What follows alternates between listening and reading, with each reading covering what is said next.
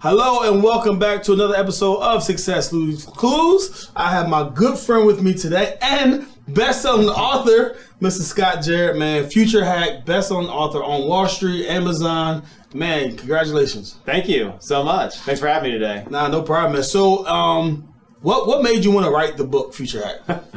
That's a great question. I'll tell you, the thing is, I've been doing this thing since for 18 years now, working with people, and I've never had money myself. I was coming up as a kid. I was always struggling with it, and there's actually a journey that I found, and as I've gotten better at helping people get what they want in their life, I was like, there's a pattern. There's things here that we can do, and I just came to this concept of whatever the heck you want in your life, you have to get yourself so ready to think future focus versus back, and how do you actually hack it? Like, how can you program your mind to get exactly what you want? And I'm like, this is it. So we created this concept of Future Hack, and it's literally the 10 steps of our process that I've seen that work and what the top 1% do that others don't. And I just thought it's time to put it in a framework so people can really understand for themselves. And I'm so sick and tired of the misinformation out there. So I'm like, hey, here's what I know to be true today. And it's amazing because, Tony Robbins fan, he talks about the science of achievement.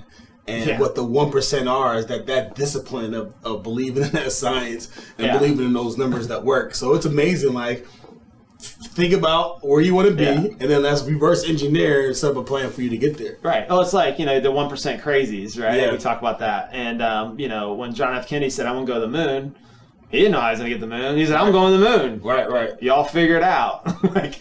So that's crazy, right? Now Elon Musk is like, well, I'm going to Mars. He's going with me. And I'm sure he would get it done. Eventually. I blew up some spaceships along the way. Yeah. But it's cost of doing business, right? Right. So it's interesting. One of the things that we're both are very aligned in, and I think it was your first rule, and then just the difference between abundance and the scarcity mindset. So can you share with us a little bit, like, what does that mean to have the abundance mindset? So I think you start with scarcity first, right? Because that's more common than abundant, I think. And I think a lot of it's just our environment. So, like, growing up in a, Section 8 housing with, a single mother just trying her best to survive, and everyone around you in that just feels like the resources are not there, and people not working and trying to, they don't want to mess up their food stamps. Like my mom never really was able to make income because if she did, she made more income than I wouldn't even get financial aid packages and all these other things. So it was like, that's a scarce environment, and everyone around you is that way. Right. So just to think about, I just remember feeling so trapped in it, you can't get out. Luckily for me, it was sport. To get out with sports, and then I was like, oh, there's a whole nother way of doing things, and it was through sports that kind of taught that. And over my career, as I started to figure out and met the right people and met more people that were doing that thought differently about it, I was like, these people have no scarce resources. It's all abundance, and it's all, things are plentiful, and all the opportunities are endless, and they know how to capture them. So I really started thinking, I was like, man, there's only two kinds of people. Those who live in scarcity and those that realize that all opportunities are plentiful and anything you want can happen. And what I found and learned to believe is that I operate in both abundance and scarcity at times. It's just a matter of how I can get out of it faster than others, because I've learned how to do it, and they're really successful, like the top really 1% crazies, get out of it faster than the others. Right. So that's the difference between abundance and scarcity. So there's really only those two kinds of people. It's amazing. I saw online, so many people always talking about cutting their expenses. But it's far easier to make $10,000 extra a year than it is to save $10,000 cutting your expenses. Yeah, like I was reading that book, The Millionaire Next Door, and I'm like, that sounds horrible. Like, this dude's rich, but he's so not living the life of purpose, right? He's just counting everything, managing everything. Yeah, it's just like being a Scrooge, right? Yeah. So I talk about freedom. Freedom is freedom of your money, freedom of your time, freedom of your relationships, freedom of your purpose. So if your purpose is to cut expenses and live beyond at this place, then what's that? Yeah. So I think that's a scarcity idea even in itself. Now, granted, we want to be smart with our money, but not have to live on someone else's terms. Right. So, all right. So I'm a millionaire, right? $2 million, or I'm about to make some money. What would your advice be, right? Because so many people They make money, they want to pay taxes, they want to pay all their bills, and then they pay themselves last, right? But that's not how you future hack, right? What should you do if you want to future hack? See, that's the funny thing is, as a professional athlete, you literally have a gift. You won the lottery, like you got all this money now. Like that's a huge start in life. Lottery ticket winners, same thing. They get a lot of money, so they get all the money. And they're like, well, what do I do? Most of them don't understand it, and that's why they struggle with financial decisions and they end up losing it. So the first thing is you got to discover why you do what you do. Why do you work? What's your purpose? What's your why for money? It's more important than money itself. Most people never sit down and say, what are my values for money? And then what do I really want? A lot of times those things don't align. Mm-hmm. So they're like, oh, I really want to spend time with my family and do trips and vacations and stuff. But yet they go buy a big house and now they don't have any money to go on those things. Right. So the first thing is really getting organized, understanding, your why for money, and then organizing it to know really where you currently are. Because once you identify your why, then you have that moonshot. Like, where am I going? What am I looking for? And now you back in exactly how you get there. So it's interesting exercise, right? So for disclosure, I am a client. And one of the first things that we've done was really organize like all of your financials. And like the question is this everything? Is this it? Oh no, I got 25K. Oh, I got money here. Yeah. And so like how many people do you meet have their finances and just like all scattered? I have my life insurance through this person. Maybe I have a trust that's in the drawer that hasn't been signed. Like, how bad is it out there? It's really bad. It's so bad that I don't think I've ever met anyone that has it all together. Wow. Ever. Like, it's very rare. And even the most successful people that I do meet, their businesses are run like that. Like, they'll have CFOs, they'll have all their stuff. They can give me financial reports. They can give me all this stuff within their business, profit and loss, balance sheets, cash flows. But then when I go ask them, hey, where's your family trust? Or like, do you have a 5-point, like, what are all these things that you have? They go, well, I don't, because they never have an infrastructure for that. But the business is running. They have their meetings, cadence, and they have all these different things, but they don't ever have the personal side set up the same way.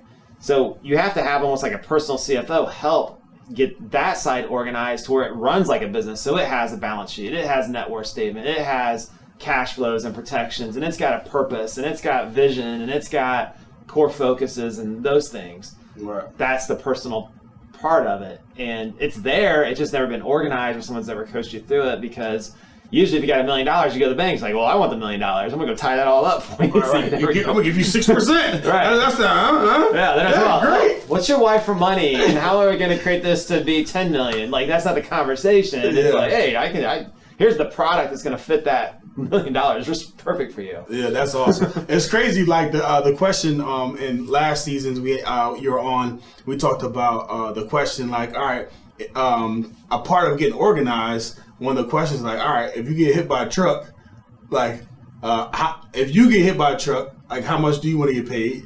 Yeah. All right, now, if you hit someone, like, how much do you want to pay them? Right. And like you talked about protection inside the book, and like, how do you properly insure yourself? Yeah.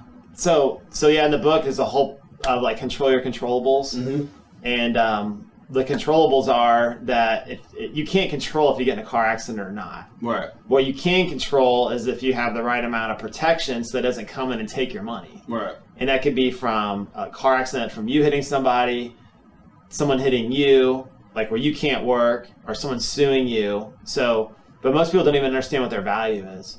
And even me calling my property and casualty agent, like for myself or anybody else, like you start talking about like personal liability and how much you should have, they don't even know. They're just trying to sell you like, all right, if I give it his rate as cheap as possible, maybe he won't shop me, I get him. Yeah. Like, it's not about, this is one place you probably shouldn't be as concerned about the rate. Yeah. You should be concerned about the protection, because I remember when I had a house with a big pool and everything else, right? It was like you have a umbrella policy, right, that covers that, right? And there's other strategies that you need to kind of protect what you work so hard for. Yeah. And people don't do that. Because they have the $1 million, just think about the $1 million. Like, yeah, $1 million isn't worth much if you get in a car accident. Right. It doesn't work if you get sued. I got insurance. Well, they can actually come after. the $250 after the insurance, they can take that and they can come after you as well. So yeah, because I can't control if you get sick. I can't control if you get in a car accident. I can't control if your house burns down. I can't control if someone walks in and steals your Super Bowl ring. I mean, you may be able to knock someone out, but I can't control those things. But if they're not, if you don't control those controllables, then that's out the door. But if you do control the controllables, you know you can control, and then when something happens, now you can react to what happened. I'm in a position to. I've already done that. So like. And that works in all circumstances. If you have a good moat around your castle and a good protection strategy, and you get hit with COVID or you get hit with a market correction, and you know your money's protected in a certain way, and you can work and wait on PPP loans or work through business decisions because you've got some protection already set up in advance, then market cycles don't affect me as much. Inflation and the things that affect, it's not just the insurance component of it.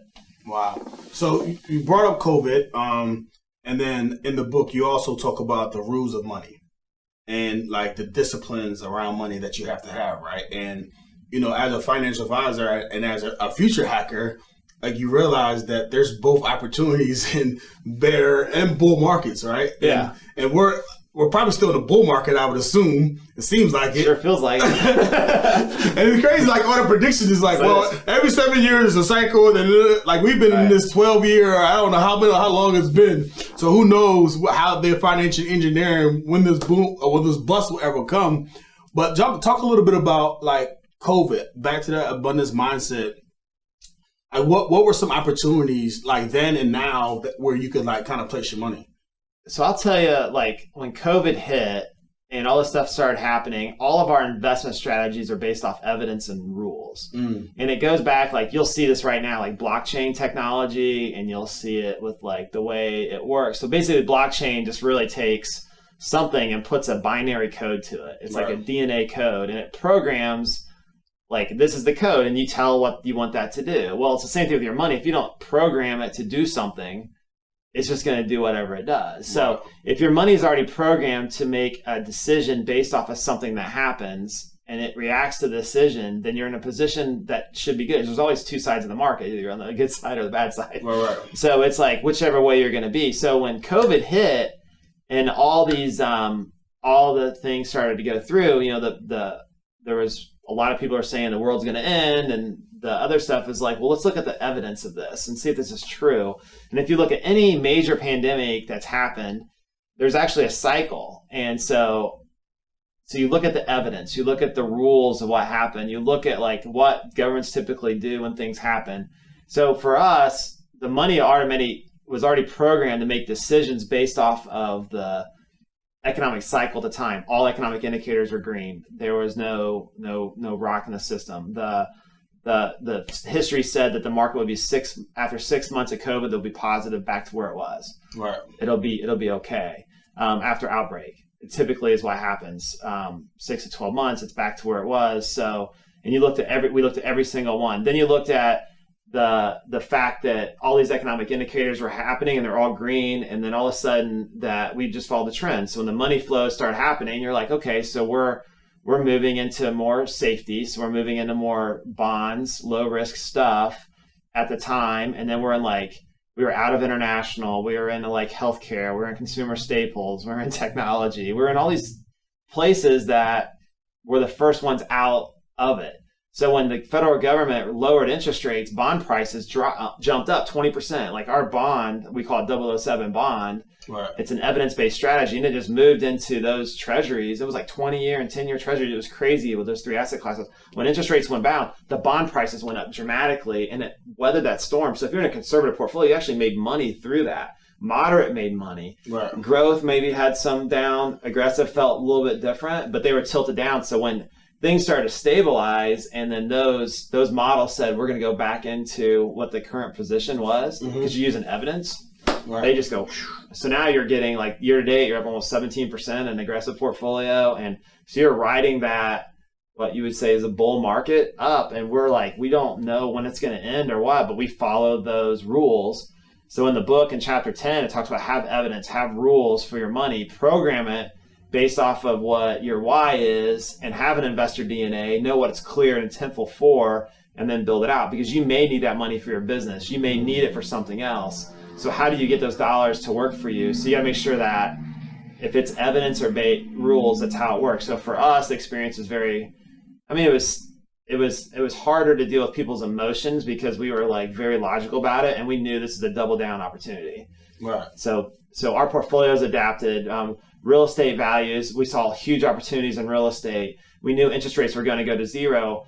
So when interest rates drop to keep money supply going, and then money gets loose, then all of a sudden you see real estate markets go crazy. Because if you think about it, if you had a house and you were at a 4% mortgage, right, and it dropped down to 2%, the payment, what you're looking at is your monthly payment. That price of that house goes up like this. That's why you're seeing house prices going up dramatically. Right, because people can afford more house because they're paying less mortgage. Yeah, so we're sitting there looking at unbelievable real estate deals in the middle of that. Like, how many of these can we pick up along the way? How can we manage the investment strategy? How can we help our clients get the free money that's out there from PPP and all this other stuff to help their businesses stay afloat? How can we create new opportunities from, how do you take advantage? Like unbelievable amount of companies, like from vaccines that we worked with, people had cleaning companies that killed COVID, to all these new opportunities popped out from that. It was wild. So we were just playing that, and then and now here we are. So the companies that come out of recessions, or it wasn't even a recession, a deep drawdown, typically will come out real fast if they're already positioned. And that, once again, that's something that was out of our control happened. You control the controls, and you're reacting to the things that are happening at the time using evidence and rules. So your money's moving along the way.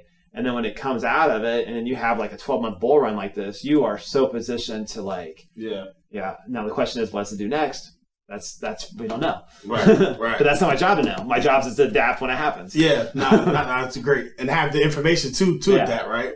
And anyone that tells you they can is a fortune teller, right? Or they're or gambling, or they're speculating, right? So it's interesting, right? We're both around the 40s age, and a lot of friends, I'll see online, they're looking at this Reddit and this AMC, this GameStop, this cryptocurrency, all these things. Everyone's like an expert, right? Like, so from an investment strategy standpoint, right, you talk about saving inside of your book, right? What do you think about that type of like strategy? So for me, my coach and I have this matrix, right? So it goes money and experience, right? So X, Y, Y axis. So if it's no money and you got low experience, that's a turnover. So you don't invest in that, right? All right, yeah. So if it's high money, low experience, right? Experience is on the X. If it's high money, low experience, that's a trick play. Mm-hmm. So every once in a while you want a trick play, but I think the Colts are famous for a trick play that went bad a couple years ago. You can't hang your hat on it, right? So if it makes if you have more experience and it makes a little bit solid money, right? Those are first downs. So you live at first downs, and the more experience you get, the more money you make, and those are touchdowns. Yes. So you want to work towards those evidence-based rules and add high-value skills to get touchdowns. So it's crazy to me where people are double and triple down on trick plays, and then they like turn into turnovers. Mm-hmm. So that's my philosophy. But I'm just interested, like, to hear yours on the cryptocurrency. I mean, there could be a good investment play, but like, what's your strategy? I'll tell you, that's so true, because for me, this is my third time going through something like this. So if you look at 2000, 2001, when I graduated college, I was in the tech field, and those jobs dried up. So I was like, great, no money. And then had to like struggle all the way through to get to 08 and 09, and that all blew up on us, right? And now here we are again. I'm like, dude, I'm a pro at this. This is easy. Yeah. I've now learned because of the experience levels. I owned tons of real estate and knew what that felt like. I doubled down in the 2008, 2009 thing and made decisions that, had I stuck with, would have been really good decisions. Right. In 2000, 2001, I saw the hysteria, kind of similar to like what's happening right now, on stuff that was like almost like ether, right? These tech companies and stuff, everyone's buying these .coms. And so these are same stories over and over again. It's just history keeps repeating itself. So that experience level, if I don't really understand it, then I shouldn't touch it, because it's like fire. The tortoise still beat the hare, right? So we can slowly chip away with it consistently over time and be there. So what I see today in the world is, now I've had some friends make an unbelievable amount of money in crypto and all this stuff, but it really, if you look at the really sophisticated ones, it was a small percentage of their allocation. It was a percentage of their speculation money. And it was something that they knew that they had some form of understanding of. Like, they understood the blockchain. They understood how the coins were made. They researched it wholeheartedly. They actually had a good idea, and they knew that there was a point to happen when this stuff happened. They knew that Tesla at one point was going to own it on their balance sheet, that Mass Mutual was going to buy $300 billion or whatever it was of coins, maybe $3 million of coins on their balance sheet. So you see corporations do that, you know it's going to go from whatever is $60,000 a share. Right. But now you're seeing deregulation happen. So the really sophisticated people like the Warren Buffetts and the people the top 1% to say, you know what, that's just not legitimate. It ain't going to work. And so then, because why? Because government's not going to let it. Right. They're going to regulate it. Something's going to happen. And the moment China pulls the plug, boom, you see 60 to 30. Like it just cuts in half, right? So when you build out an investment allocation and you're building it on something you don't understand, you're building on something that doesn't create EBITDA, it doesn't have cash flow. Yeah. If it's not generating some type of form of... It doesn't have assets, really. Or assets. Yeah. It's just a token of something that they say they can't manufacture more of, but if you don't really understand that, then why are they mining more if they can't create more? So those are things you might want to ask, right? Because if it is, why not just buy dollars again? Because they're just printing more dollars. So the idea is that we're going to be off of the dollar, and then you're going to be in the gold standard. Well, we left the gold standard in the 70s to go to the Federal Reserve System, and now we're going to go to this. What's that going to look like? Yeah. And if the governments around the world say, you know what, we're just going to make a Fed dollar. We're going to make a Fed coin, right? It's just going to be a Fed coin, and we're going to use the blockchain technology to do that. So what happens? So then what you're seeing is all this new hype over this stuff. Like you're seeing the Reddits and all that. So they see these short squeezes, right? So you're short squeezing GameStop and AMC, and like today Wendy's hit pretty good. So... but those are all like, there's a lot of lawsuits also pending on like insider trading, right? Because you can't speculate or go in together potentially, allegedly, right? And like game the system. So it's funny because the hedge funds are doing it in a roundabout way. They're pulling everybody's money together. So I'm like, well, they're kind of doing it, right? Because they get all these rich dudes together and they go, well, we're going to short GameStop down to nothing. We're going to short AMC. The only thing is they do it at expensive dinners at steakhouses. They're not doing it over text messages and message boards on Reddit. So now Reddit's creating a free market where everybody can play in it. But what the problem is, they're dealing with people that just see the hype, they get it, and they're playing with fire. So they need to understand that you're really speculating and gambling with your money. Right. It's not a prudent investment strategy. And if that's what you're going to do, make sure that the rest of the stuff is working right, and then this is your money you're going to do that stuff with. Yeah. And then the gambler wins when they do win, take your money off the table and play the house's money. Yeah. So I got the gambler in here too. So if you're going to be the gambler, let's be the gambler, but let's have a rule for being the gambler. Right. Let's understand that if you're doubling down on some bad decision and tripling down, is that the right move? And so if we're going to do that, and I have friends that do it, then this is how we approach it. That's our strategy. And I bought some stuff, but not by AMC and O's. But when you see value, it's hard not to go. When you see everybody, they're lemmings, right? They're jumping off the thing on it. Because trust me, there's going to be a day when we're going to be like, oh man, because you can't. It's going to be hard to be right twice. Yeah, it's funny. I remember, in the NFL, a lot of guys were gamblers, so they'll go to the casino where we go. Maybe they lose $10,000, and then they go back the next day or the next trip, and they win $8,000. So then I just won $8,000 and go shopping with $8,000. Right. You're still down $2,000. Yeah, they don't talk about that though. Right? So it's like, the math doesn't work. So it's just interesting. The house always wins. Yeah, people always talk about they're up, but you never talk about your losses. No, people come to me all the time like, man, I am kicking butt. My portfolio is doing so much better. I had a friend of mine yesterday said I hit on all 26 of my companies out of 28 in the portfolio, and the market was down. I was like, okay. So you had a great day. That's a good day. But what's it look like over a long period of time? And the rules and evidence should suggest that if you're not following that pattern, it's going to be very hard to predict it over time. Yeah. Like where guys like Warren Buffett have an approach, like it's a value-based investment strategy. Ray Dalio has an investment approach. So, the even interesting part too, a lot of things that they don't take into consideration because a lot of first-time investors is that like the tax implications of taking out that money in the first year of investing is getting treated as ordinary income, right? So that you're paying like a boatload of taxes on it. So it's a bunch of things that obviously, if you're playing in that game, just be educated in it. You could potentially make it a trick play. It could potentially be a first down as you get educated on it.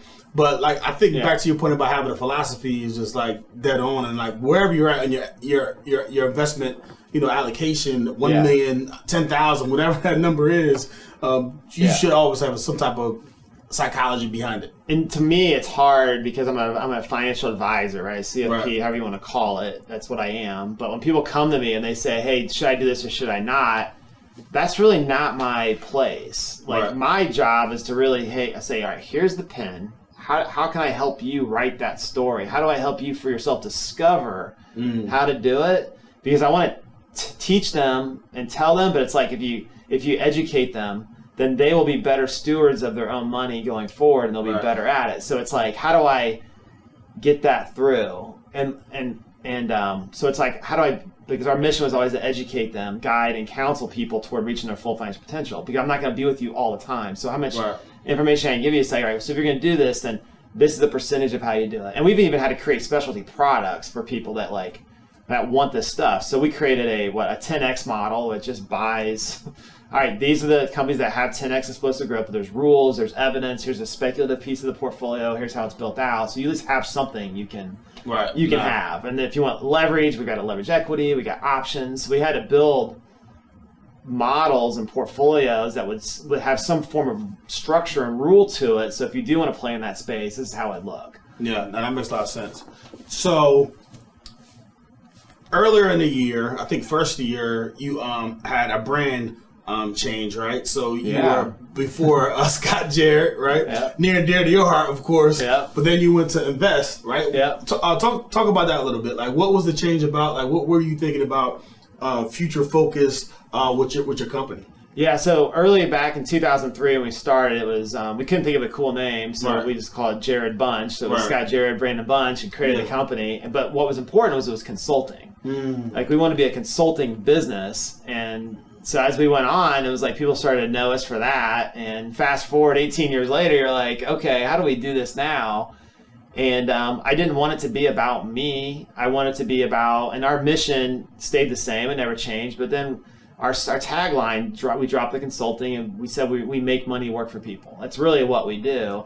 And we had bought a robo-advisor called Invst that we had started, and I just loved the brand. I bought the domain, all that stuff. I was like, I just think that's an awesome thing. It's a good umbrella to really be all-encompassing. People know what it is, and it can fit all of our different lines of business. So our investment line, our private equity, the rules for the private wealth side, and our Invest for Life program. So all those things kind of fell really well under the branding, and it's 5 letters. I can't spell it properly because we left out the E, but it works. Yeah, so to me, it was good, and I thought it came together really well, and we rolled it out, and everyone's like, "They're gonna think you got bought or went out of business," and it's just been.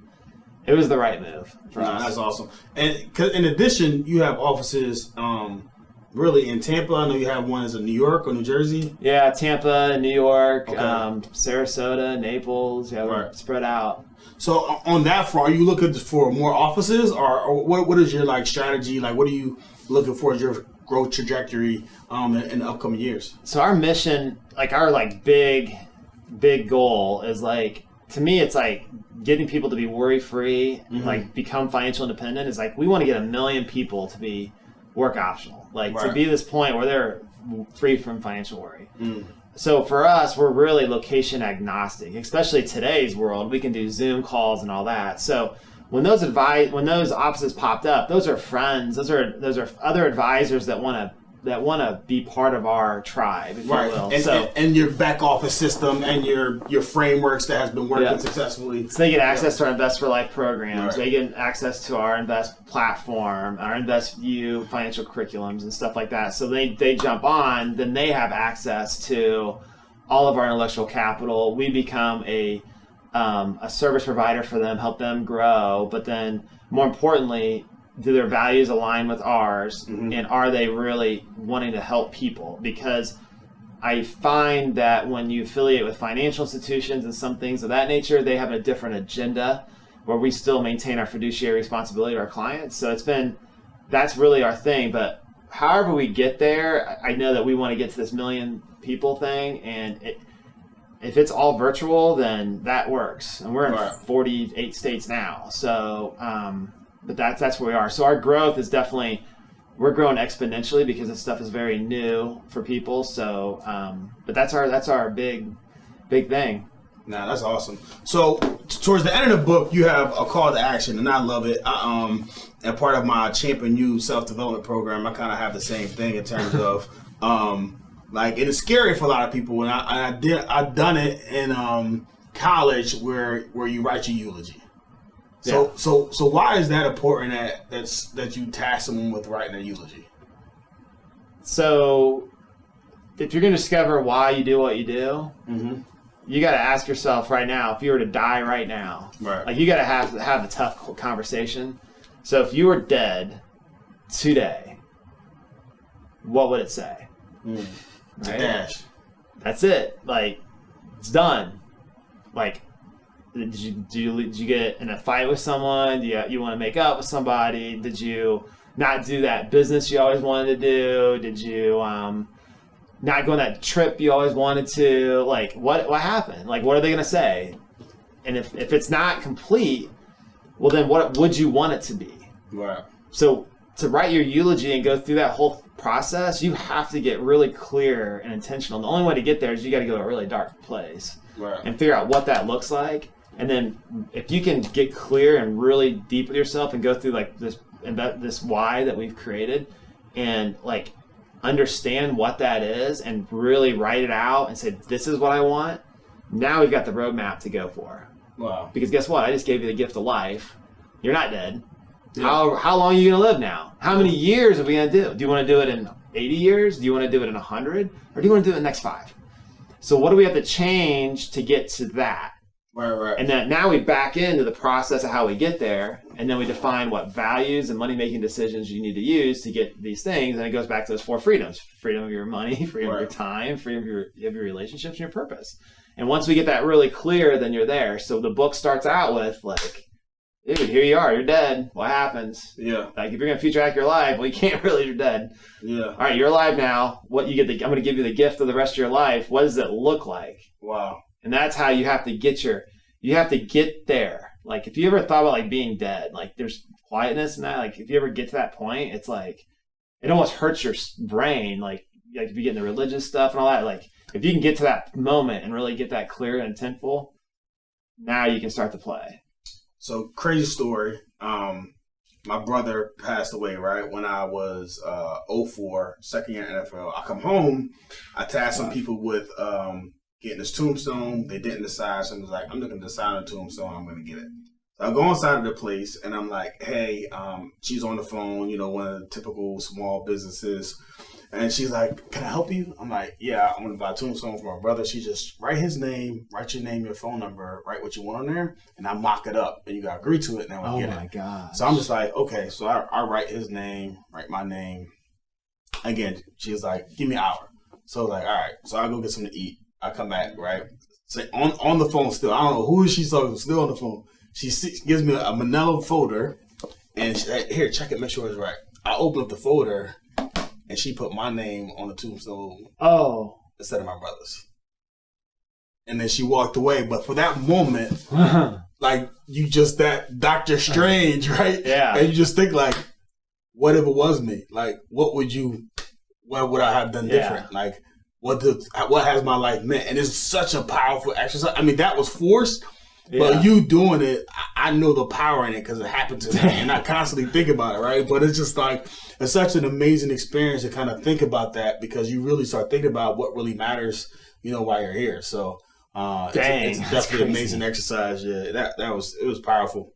Yeah, that's called an epiphany. No question. So walk us through, right? All right, they get the Future Hack, and then you have a program that they could sign up for after Future Hack. Because once you have this information, obviously, I love the way you said, like a personal CFO to kind of help you organize stuff. Because some of this stuff is just like, I don't know, like what's the difference between a whole life insurance and term life? So having someone kind of walk you through that. So what do you walk up through next, like after they're finished with the book? So after they get done with the book, then we've created a program they can go through. Right. And it's our Invest for Life program. And it literally executes those pieces. So if you want to go through the why for money, which is really like we just talked about, like writing out your, like what you want your life to be. And then it takes you through all those things, helps you identify your investor DNA, helps you get organized, gives you a virtual game board where it organizes all your financial data and helps you weigh and measure financial decisions from protection, assets, liabilities, cash flow. It shows where you're deficient, finds lost money that you may be losing to creditors, maybe money that you're losing to taxes and all these other things, and tries to put it back. So we have all these programs that are built out to that, show you how like the 1% uses the velocity of money to get $1, do multiple different things, how to create like really what is your investor DNA. And it may not be marketable securities. It might be you're a real estate person. You want to invest in your business. You want to invest in you. Like you have James Academy. That's your best asset. Right. So those are the things that we have to identify. So the program really gets intentional and builds that all out. And then once you get through it, you've got a complete roadmap to really do whatever you want. So we created futurehackmylife.com as the place to go to get started. Right. In the program. That's awesome. So, Future Hack, how to reach your full financial potential. I definitely advise it. Pick it up, Amazon.com, or is it in the bookstores? I think it's on Barnes & Noble. Yeah. All right, sweet. So all Barnes & Noble. So Success Clues is the name of the show, right? So you left a bunch of, not even bombs you left, right? So what else? Like, what was one clue? Like, all right, someone's sitting home, they're probably overwhelmed, right? I was the econ major, very heavily involved in finance. Some people, this stuff was like over their head, right? So I'm sitting home, I'm making money, I have this money in my account. Like what clue would you have for them in terms of like their approach to like what they do next in terms of their financial future? So for me, I mean, obviously you go to futurehackmylife.com, start there, you get a good roadmap, but like it's really getting organized, like figure out where you are. Life is like a financial junk drawer. You have all your stuff inside the junk drawer and you got to get it out and put it in a place to play. But you can't play chess without a game board. Right. So if you got to put the pieces in the right positions to how they're going to work. So, and some people are nervous about it. They have these biases with money or they have past beliefs or whatever, but you really want to get it organized to see how to play the game. So if you have a virtual game board and you can actually play this game of money like you're playing a game, then it becomes manageable and you can start to go through it. But until you learn, just read the rule sheet and put it together, that's where it has to start. It's crazy you say that. I talk to a lot of people and it's just like they don't know their net worth. Yeah. And it's just like you're paying on 18%, 20% credit cards when you have equity, like crazy amount of equity in house and all these different things. It's like, if you know the rules of money, you would take out a low yield and pay off all that high yield stuff. I have a much lower yield and you make 15% of your money right there. Oh, yeah. If you think about it, if you're spending $1,500 a month on a credit card, and if that could have been replaced over to something that's lower interest, and that $1,500 could be saved over a 30-year period, you easily create $2 million. Wow. $2 million at 5% pays them the $100,000. Like that's $100,000 of cash flow. So people don't think about being a cash flow investor. So when I say making money work for people, all I hear is people working. You want to flip it around so your money's working for you. So if these things aren't providing cash flow or future value to you, then you probably need to reevaluate the decision. Yeah. And right now we're working so hard trying to pay the bills, get the house, and pay for kids' college or whatever we deal with on a daily basis. And no matter who you are and where you are, you're still dealing with it. Yeah. And until you can get that money flipped around where it's printing and it's DNA and doing its thing, then it's not working for you.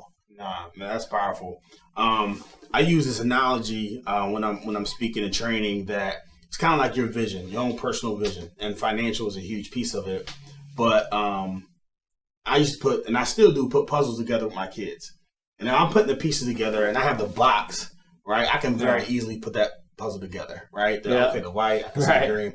But then if I don't have the box, I can still kind of like see the greens, put the whites together, right? The edges. But then imagine like some people's, like all the pieces are upside down and all you see is brown. Oh yeah. So how the hell do you put that puzzle together? That's where you get confused. That's why people are scared of it. You know what I'm saying? So just like, first off, that's a good eulogy. Yeah. Flip the pieces over. let's paint that picture. So now we can start putting those pieces together. And once you have that puzzle, then now we can like take it to the next level and start to execute on that vision. And it's clear not only for you, but for your family. Right. So it's like a very helpful exercise to really get you going in the right direction, and really putting your North Star. Like, what's your North Star? Was whatever that eulogy, whatever that vision, whatever that board says, that's what you should be hitting towards. Yeah, because if it doesn't fit that, and if your money decisions aren't aligned with that, and your values aren't working towards that, then you're making decisions that are contradictory to what you really want. Right. And it's just like with your mindset on your vision and your have a championship mindset and all that. It's like, I'm sure Peyton came in, you guys won the Super Bowl, and says, today's goal is not to win the Super Bowl. Right. I mean, the goal was to win the Super Bowl. No, right? absolutely. And you're like, all right, I'm in. Yeah. Like, so you got the whole team around that's what we're doing, and whatever it takes, right? We're going to show up early, we're going to work out harder, we're going to, whatever it takes. No. And that's a championship's mindset. It's the same thing with your money, because that usually is the catalyst to do whatever you want on that sheet anyway. Right. No question. Man, I appreciate it, man. Yeah. Definitely, I don't believe in like one-off. Some people are just like, oh, you were on my show before. Like, so who will be a regular on the Success Leaves Clues podcast? Obviously, we have a lot more to discuss, but definitely want to give you some digestible things today. Yeah. And the call to action, futurehack.com is where you can buy the book. Where else can they find Invest? Is it invest.com as well? Yeah, futurehackmylife.com. Futurehackmylife.com. Yep, and then invest, invst.com. Right, sweet. Is us. Awesome, man. So definitely do yourselves a favor. Purchase this book if you're trying to future hack your life and take it to the next level. Thanks again for tuning in to Success Leaves Clues, and I will catch you on the next episode.